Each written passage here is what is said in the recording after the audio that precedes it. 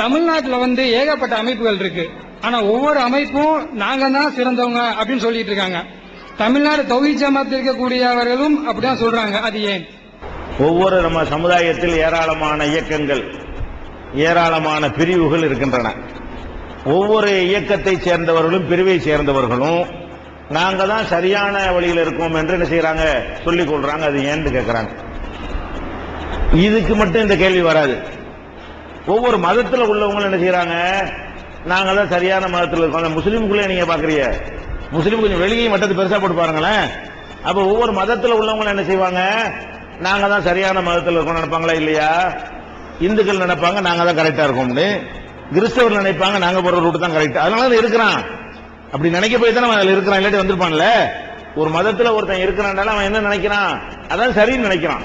ஒரு புத்த மதத்தை சேர்ந்தவன் அதான் கரெக்ட் நினைப்பான். ஒரு சீக்கிய மதத்தை சேர்ந்தவன் அது கரெக்ட் நினைக்கிறான். கடவுளை இல்லைங்கிறான அவன் அதான் கரெக்ட் அவன் நினைக்கிறான். நம்ம முஸ்லீம் இப்படி நினைக்கிறோம். இதுக்கு என்ன காரணம்? இதுல கட்டமா அதையும் கேட்கலாம். அப்ப இது மாதிரி காரணம் என்னன்னு கேட்டா, இது அல்லாவே சொல்லிட்டான், குல்லு ஹிஸ்பின் பிமா லதைஹிம் ஃபரிஹூன்.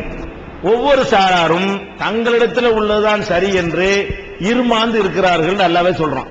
இப்படி மனிதன் படைக்கப்பட்டிருக்கான். காக்கைக்கும் தன் குஞ்சு பொன் குஞ்சுமாங்கல்ல. காக்காயா இருந்தா கூட அந்த முட்டைக்கு பொறிச்ச குஞ்சியா இருக்கிறனால அது நமக்கு தான் கருப்பு குஞ்சா தெரியும். காக்காய்க்கு என்னவா தெரியாது, அது பொன் குஞ்சு தான், தங்க குஞ்சா தான் தெரியும். அவன் உங்க புள்ள இருக்கு, அடுப்பு கறி மாதிரி பிள்ளைய போய் தெருவுலைய போட்ட போறீங்க, அதை போய் கண்ணே மணிய தங்கமே வைரமே இருப்பீங்க, பார்த்தா அடுப்பு கறியா தான் இருக்கும்.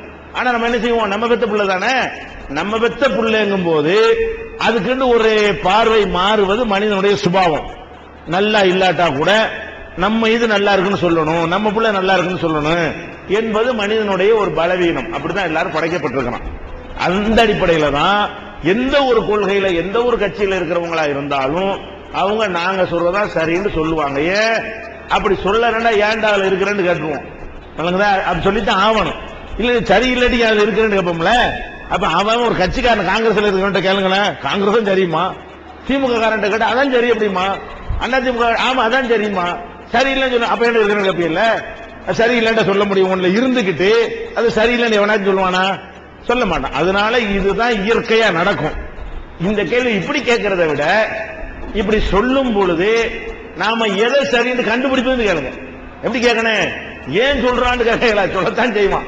இது மதத்துல கேட்பான், கட்சியில சொல்லுவான், எல்லாரும் அப்படித்தான் சொல்லுவான். ஒரு கடை வச்சிருக்கிறான்னு கேட்டா என் கடை சரக்கு தான் சரின்னு சொல்லுவாங்க, அடுத்த கடை சரக்கு சரி இல்லம்மா. அதெல்லாம் எல்லாரும் மனிதனுடைய ஒரு சுபாவம். மனிதன் அப்படி இயற்கையாக அப்படி படைக்கப்பட்டு இருக்கிறான். அதுக்கு யாரும் காரணம் சொல்ல முடியாது. அதான் இயற்கை. அப்ப என்ன கேட்கணும், இப்படி எல்லாரும் நாங்க தான் சரின்னா நாங்க எதை ஏத்துக்கிறது அப்படின்னு வேண்டாம் கேட்கலாம். அந்த கேள்விக்கு மார்க்கத்தில் விட இருக்கிறது. எல்லாம் என்ன செய்யறான், நாங்க தான் சரி நாங்க தான் சரிங்கிறான். தௌஹீத் ஜமாத் நாங்க தான் சரின்னு சொல்லதான் செய்யுது, இல்லன்னு சொல்லல. எல்லாரும் நாங்க தான் சரின்னு சொல்ற மாதிரி தௌஹீத் ஜமாத் நாங்க தான் சரின்னு சொல்லுது. இப்ப உங்களுக்கு என்ன சந்தேகம் வரும், அவனை பார்த்தா நாங்க சரிங்கிறான், இவனை பார்த்தா நாங்க சரிங்கிறான், நாங்க எதைத்தான் ஏத்துக்கிறது, இந்த கேள்வி கேட்கலாம். இது கேட்கலாம். இதுக்கு விட இருக்கான்னு இருக்குது.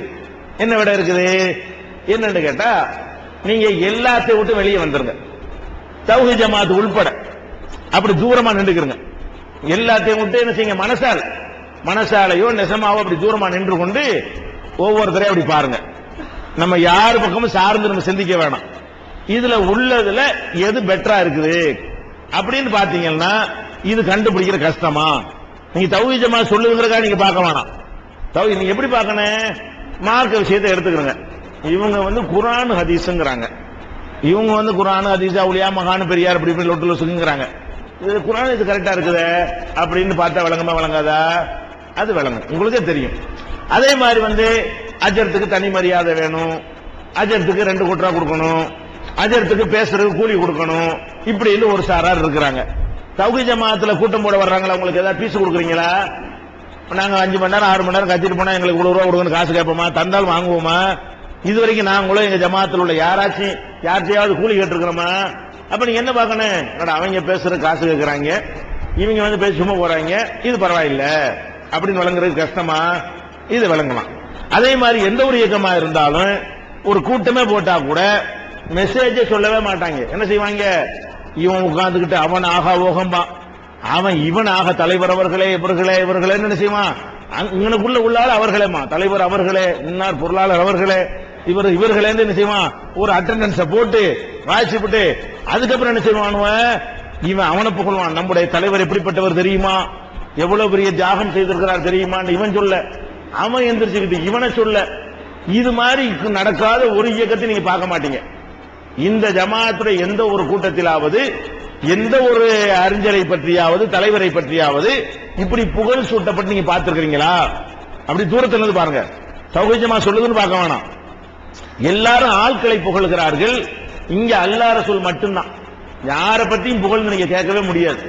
அல்லாஹ் ரசூல் ரெண்டே டாபிக்கை தாண்டி மூணாவது ஒண்ணு இங்க உண்டா? பங்கு வைக்க மாட்டோம். மார்க்கத்தை தூய்மையா கொடுத்துறோம். இதை பாக்குறீங்க. அதே மாதிரி எந்த ஒரு அமைப்பு உள்ளவங்களை எடுத்துக்கொண்டாலும் எல்லாருமே என்ன செய்யறாங்கன்னா, மாலை போட ரெடியா இருக்கிறாங்க, கழுத்தை கொடுக்க ரெடியா இருக்கிறாங்க, சால்வை போத்துறதுக்கு ரெடியா இருக்கிறாங்க. நம்மள ஒருத்தர் உங்களுக்கு சால்வை போத்த வர்றேன்னு சொல்லி பொன்னாடை போத்தி நீங்க பாத்துருக்கீங்களா? தௌஹீத் ஜமாத்துல யாருக்காவது பொன்னாடை போட்டு பாத்துருக்கீங்களா? பார்த்தல. ஆனா அவங்க என்ன செய்யறாங்க, இதுல அப்படி மயங்குறான். சும்மா துணியில தான் ஆடையை கொடுக்கறான், பொய் சொல்லி கொடுக்கறான். பொன்னாடு பொண்ணுலையா செஞ்சு கொண்டாந்து கொடுக்குறான். பொண்ணுனா தங்க இலைகள்ல செஞ்ச ஆடையை கொண்டாந்து போத்துறான். துணியை புடிச்சுக்கிட்டு பொன்னாடுன்னு போய் சொல்றான். தங்கமா தந்தா நான் கூட வாங்கிக்கிறேன், போத்துறதுக்கு இல்ல. இது வாங்கிக்கிட்ட வேற யூஸ் பண்ணிக்கலாம், சொத்தா வச்சுக்கலாம்ல. அப்படி இருந்தா வாங்கிக்கலாம். இவங்க என்ன பண்றாங்க, துணியை கொண்டாந்து வச்சுக்கிட்டு பொன்னாடையை போத்துக்கிறோம் அப்படின்னு சொல்லி என்ன செய்யறாங்க, துணியை கொண்டாந்து போத்துறாங்க. இவன் அதுல குளிர்ந்து போய் அப்படி கொடுத்த போட்டுட்டு போஸ்ட் எல்லாம் கொடுக்குறான். அது என்னமோ பெரிய கிரீடமான்னு நினைக்கிறான். இங்க இது மாதிரி தௌஹீத் ஜமாத்துல ஒண்ணு பாத்துக்கிறீங்களா? இப்படி செஞ்சிருக்கிறோமா? அதே மாதிரி மார்க்கத்தை சொல்லக்கூடியவங்க சொந்த தேவைக்காக வேண்டி உங்களோட பிச்சை எடுக்கிறாங்க. தௌஹீத் ஜமாத்துடைய எந்த ஒரு ஆலிமாவது உங்களுடைய செல்வந்தர்களை தேடி அவங்க தேவைக்கு தௌஹீத் நிர்வாகிகள் கேட்பாங்க, பித்ரா கொடுங்கன்னு கேட்பாங்க. உங்கள்ட்ட வாங்கி அவங்களுக்கு கொடுப்பதற்காக வேண்டி, ஏழைகளுக்கு கொடுப்பதற்காக வேண்டி வசூல் பண்ணுவோம். ரத்த தானம் நடத்த போறோம், மருத்துவமாக நடத்த போறோம் அப்படின்னு சமுதாய பணிக்கு கேட்டு அது சமுதாய பணிக்கு செலவு செய்திருப்பார்களே தவிர, சொந்தத்துக்கு மௌலு கல்யாணம் வச்சிருக்கிறேன் அப்படின்னு சொல்லி ஏதாவது உங்கள்கிட்ட வந்தாங்களா? இல்ல. இந்த தௌஹீத் ஜமாத்துக்காரன் கல்யாணம் பண்றான், மத்த எல்லாரும் கல்யாணத்தில் அம்படி கண்டுபிடிச்சிடலாம். பெரிய வடை பேர் எங்கேயும் போவானா, கல்யாணத்தை போய் ஒவ்வொரு இயக்கத்துக்காரனுடைய கல்யாணத்துக்கு போங்க, அப்படி ரவுண்ட் அடிச்சு வந்தீங்கன்னு சொன்னா அவ்வளவு பிராடு பையன் கண்டுபிடிச்சிடலாம். ஏன் நம்ம தௌஹீத் ஜமாத்து கல்யாணம் மண்டபங்கள்ல நடக்காது, ஆடம்பரங்களுக்கு இடம் இருக்காது, புரோகிதத்துக்கு வேலை இருக்காது, வரதட்சணை இருக்காது, பெண் வீட்டார் கொடுக்கிற விருந்து இருக்காது, ஆடல் பாடல் இசை கச்சேரி இருக்காது, ஆயிரக்கணக்கான மக்கள் கூடணுங்கிற வகையில பிரம்மாண்டமான ஏற்பாடுகள் இருக்காது. மற்ற எந்த ஒரு அமைப்பை சேர்ந்தவருடைய கல்யாணமா இருந்தாலும் அவன் எப்படி நடக்கிறான், நான் தான் சரின்னு சொல்லுவான், அப்படிதான் சொல்லுவான். அதல்ல அவன் சொன்னாலும் சரியாயிருமா? இப்ப நீங்க என்ன பார்க்கணும், இப்படியே பார்க்கணும். அதே மாதிரி இந்த சமுதாய பணிக்கு வாங்க. தௌஹீத் ஜமாத்தும் எத்தனை சமுதாய பணி செய்யுது, மற்றவங்களும் நாங்களும் சமுதாய பணி செய்யறோம்னு சொல்றாங்க. இந்த தௌஹீத் ஜமாத் எப்படி சமுதாய பணி செய்யுது? உங்களுக்கு பிரச்சனைனா போராடுது, இடஒதுக்கீடு தாங்கன்னு கேட்குது, கூட்டத்தை கூட்டுது, மக்களுக்காக போராடுது. இப்படி போராடி விட்டு இதை காட்டி எங்களுக்கு ஒரு 5 எம்எல்ஏ சீட்டு தாங்க, எங்களுக்கு ஒரு வாரிய பதவி தாங்க, எங்களுக்கு அரசாங்கத்தில் பட்டம் பதவி விருதுகள் எல்லாம் கொடுங்க, முக்கிய பிரமுகர்களுக்கு கொடுக்கக்கூடிய இலவச வீட்டு மனை எல்லாம் கொடுங்க, இந்த மாதிரி சொல்லி தௌஹீத் ஜமாத்துல உள்ள ஒருத்தன் இந்த 25 வருஷ பொது வாழ்க்கையில ஒருத்தன் இப்படி அடைஞ்சான்னு உங்களால சொல்ல முடியுமா? ஒரு வாரிய பதவி வாங்கினா, ஒரு எம்எல்ஏ ஆகிட்டான், ஒரு எம்பி ஆகிட்டான், ஒரு அதை வாங்கிட்டான், ஒரு இதை வாங்கிட்டான், அவன் வீட்டு பிள்ளைக்கு மெடிக்கல் காலேஜில் சீட்டு வாங்கிட்டான்னு சொல்ல முடியுமா உங்களால? எங்க வீட்டு பிள்ளைய படிக்க வைக்கிறதுக்காக நாங்க போய் சீட்டு கடை தரமாட்டான், டாக்டர் சீட்டு தரமாட்டான். ஒரு செகண்ட்ல போட்டு எத்தனை சீட்டு வாங்கி எம்எல்ஏ சீட்டு வேணா கேட்காத, டாக்டர் சீட்டு வாங்கிட்டு போன்னு சொல்ல மாட்டான். அப்படியாச்சும் நாங்களும் யாராவது வாங்கினோமா? இலவசமா எத்தனையோ ஆட்களுக்கு இலவசமா நிலம் கொடுக்கணும், ஒரு வார்த்தை சொன்னா போய் தர ரெடியா இருக்கணும். ஆனா அதுக்கு பெரிய விலை கொடுக்கணும், இப்படி கையை கட்டி நிக்கணும். உங்களுக்கு ஒண்ணும் பேச முடியாது. நாங்க வாங்கிட்டா என்னவாயிரும், உங்களுக்கு ஒரு பிரச்சனைனா குரல் கொடுக்க முடியாது, கண்டிக்க இயலாது.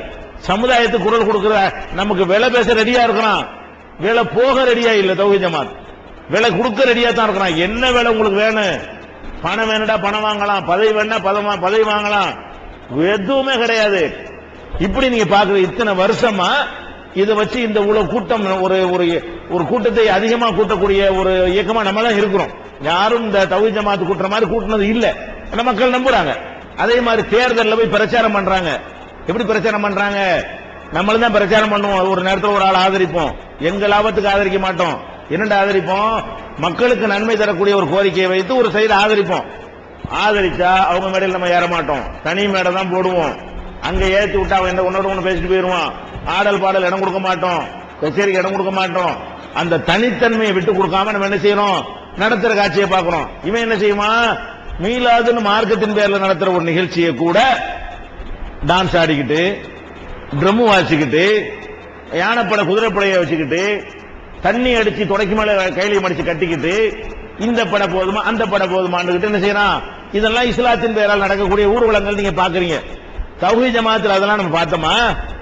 ஒருத்தர் சொன்னாங்க, அதிகாரிகள் சொன்னாங்க, இங்க தஞ்சாவூர்ல ஒரு மாநாடு போட்டீங்க, மாநாடு போட்டா ஆச்சரியம் என்னன்னு கேட்டா, இந்த வந்தவன்லாம் ஒரு சாரார் உங்களை திட்டிட்டு போனாங்க.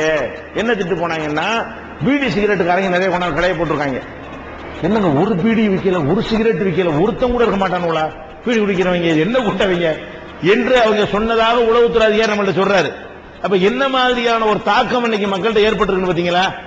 இவ்வளவு பெரிய டாஸ்மாக் கடையெல்லாம் அந்த கும்பகோணத்துல மாநாடு நடத்தணுமே, அப்ப சொன்னாங்க டாஸ்மாக் கடைலாம் குவிச்சுட்டானுங்களாம்.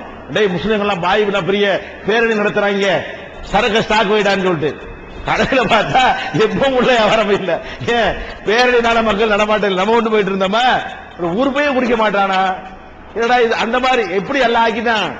இதெல்லாம் நீங்க கவனிச்சு இப்படி வெளியே இருந்து பாருங்க. தௌஹீத் ஜமாத்தில் நாங்க சொல்றோம்னு பார்க்காதீங்க, வித்தியாசத்தை நீங்களே தெரிஞ்சுக்கலாம். பெரிய மார்க் ஆராய்ச்சிலாம் இதுக்கு தேவை கிடையாது. அப்படி மேலோட்டமா நீங்க பாத்தீங்கன்னா இது ஒரு டிஃபரெண்டா தான் இருக்கிறாங்க. அதுக்காண்டி 100% நாங்க சுத்தம்லாம் கிடையாது. தௌஹீத் ஜமாத்திலேயே மிஸ்டேக் உள்ளவங்க இருப்பாங்க, ஒப்பிட்டு பார்க்கும்போது கம்மியா இருப்பாங்க. குறையே இல்லைன்னா இல்ல, இங்க உள்ளவங்களே போல சில தப்பு செய்யறவன் இருப்பான், சில வாங்கின கொடுக்காத 4 பேருக்கு தான் செய்வான். வாப்பா சொல்லிட்டான்னு வரதட்சணை வாங்கிட்டு கூட ஒருத்தன் இருப்பான். ஆனா பொறுப்போட்டு ஒன்று தூக்கிடும், அது ஒரு விஷயம். அப்படி 1-2 நீங்கள் பார்க்கலாமே தவிர, நீங்க எப்படி பார்க்கணும்? 100% நல்ல வேண்டும் எங்கேயும் பார்க்க இயலாது. அது மலக்கத்தான் கொண்டாந்து இறக்கணும். மனுஷனை கொண்ட ஒரு ஜமாத்துல என்ன செய்ய முடியாது? 100% பரிசுத்தம் யாரையும் கொண்டாந்து காட்ட இயலாது. இருக்கிறதுல நீ ஃபெயில் ஆகும்போது நாங்க பாஸ் ஆகிற மார்க் வாங்குறோமா இல்லையா? நீ 10 மார்க் 15 மார்க் வாங்க முடியாம இருக்கிற, நாங்க ஒரு 40 எடுக்கிறோமா இல்லையா? அதான் மேட்ரு. அப்ப எது பாஸ் ஆகுறதுல இருந்துகிட்டு போங்க. நீங்க எங்களை விட நல்ல நிலைக்கு நீங்க வாங்க, வந்து ஜமாத்தை கையில் எடுத்து நல்லபடியா கொண்டு போங்க. இதை விட வேற எந்த ஜமாத்து நல்லா இருக்குன்னு நான் முதல்ல சேர்ந்துக்கிறேன். நான் சொல்லக்கூடிய இந்த தன்மையெல்லாம் ஒப்பிட்டு பார்த்து, இந்த உங்களை விட இந்த அறுக்குற ஜமாத்து நல்லா இருக்குன்னு சொல்லுங்க, நான் சாதாரண உறுப்பினரா வந்து அதுல சேர்ந்துக்க ரெடியா இருக்கணும். இதுதான் அடிப்படை. வழங்குதா? அதான் அடிப்படை வழங்கின குழப்பம்.